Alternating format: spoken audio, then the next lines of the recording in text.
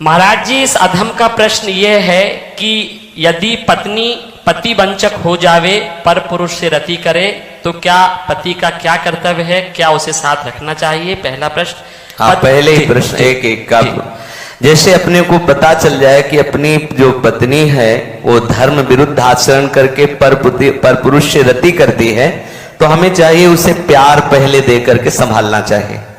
क्योंकि आजकल ये गलतियां साधारण स्वरूप धारण कर रही हैं। नए नए बच्चों को ना तो हम ब्रह्मचर्य के बारे में शिक्षा दे पा रहे हैं, ना हम उनको इस धर्म के बारे में शिक्षा दे पा रहे हैं।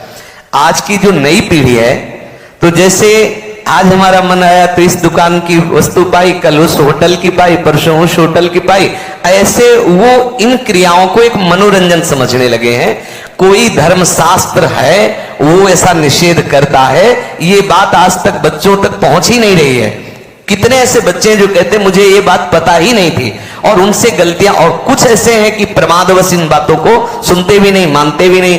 अब क्या हुआ, जब उन बच्चों का ब्याह होगा तो उनका अभ्यास है। जैसे कोई एक बच्चा जब उससे परिचय प्राप्त हुआ तो उसने बताया हमारे 9 गर्लफ्रेंड हैं। अब अपने लोगों के तो समय में मतलब ये तो अभी यही सुनने को मिलता है। ऐसा तो देहात में विशेष पवित्रता का ये भाव रहता है, ये कभी तो हुआ ही नहीं, ऐसा था ही नहीं। 30-40 वर्ष पहले सब बातें कभी सुनने को नहीं मिली। अच्छा, अब जब 9 हैं तो अब उनके भी कई होंगे बॉयफ्रेंड। अब उनके संबंध कैसे हैं, अब ये तो हम नहीं जानते ना। मित्र बनाना कोई दोष नहीं है, लेकिन मित्र बन के अपनी सीमा में पवित्र रहना ये बड़ी मुश्किल बात है। क्योंकि बड़े बड़े साधक जो जितेंद्रियता के मार्ग पर चलते हैं उनसे भी चूक होने की संभावना रहती। फिर जहां ये प्रश्न ही नहीं है जितेंद्रियता का, जहां साधन का प्रश्न ही नहीं है, वहां पवित्र रहा जा सके, मुझे तो लगता है असंभव, मुझे लगता है असंभव। अब यदि उनकी आदतें वहां खराब हो चुकी हैं तो ब्याह होने के बाद उस आदत को एकदम रोक पाना बहुत ही कठिन है। उसके मन में आएगा, चाहे जितना सुंदर उसका पति हो, लेकिन वो स्वभाव है, उसने कभी मर्यादा का पालन नहीं किया, तो उससे ये गलती हो जाना स्वाभाविक है, क्योंकि नींव खराब हो चुकी है। अब क्या करे?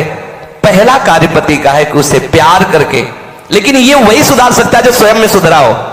पहले पति को देखना चाहिए कि मैं एक पत्नी व्रत हूं, क्या मैंने कभी भ्रष्ट आचरण नहीं किए, क्या मैं अभी भ्रष्ट आचरण नहीं कर रहा? यदि नहीं तो फिर उसके लिए उत्तर है वो एक बार पत्नी को प्यार से दुलार से संभालने की चेष्टा करे, उसको समझाए कि उसका वो कार्य बहुत बुरा है। पतिवंचक पर पति रति करई, रो रो नरक कल्प शत परई। न जाने कितनी ताड़ना उसको भगवत विधान से मिलती है। यदि आपको पति थोड़ा कुरूप मिल गया है, थोड़ा योग्य नहीं है, और आप ऐसा दुराचार इस भाव से, तो वो बहुत दंड का कारण बनेगा, वो बहुत हानि का स्वरूप है। अब हमें उसके सुधार के लिए उसे प्यार देने की आवश्यकता है, उसे समझाने की आवश्यकता है, उसकी आवश्यकता को हम महत्व दें। उसे प्यार के द्वारा, ऐसा नहीं है जो अंग खराब हो जाता है हम औषधियों के द्वारा उसे पुनः ठीक करते हैं। जब ऐसी स्थिति हो जाए कि पूरे शरीर में सड़न हो तो फिर कटवा देते हैं।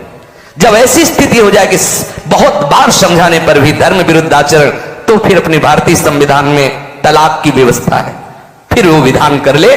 मारने पीटने की जरूरत नहीं है, उसको साबित करके कि आपको बहुत बार समझाया लेकिन आप धर्म विरुद्ध आचरण करते हैं और मैं धर्म के मार्ग में चलना चाहता हूं, इसलिए हम आपको प्रणाम करते हैं, नमस्कार करते हैं, आप अपना मार्ग चयन कर लीजिए। दंड देने का विधान सरकार को है, स्वयं को नहीं।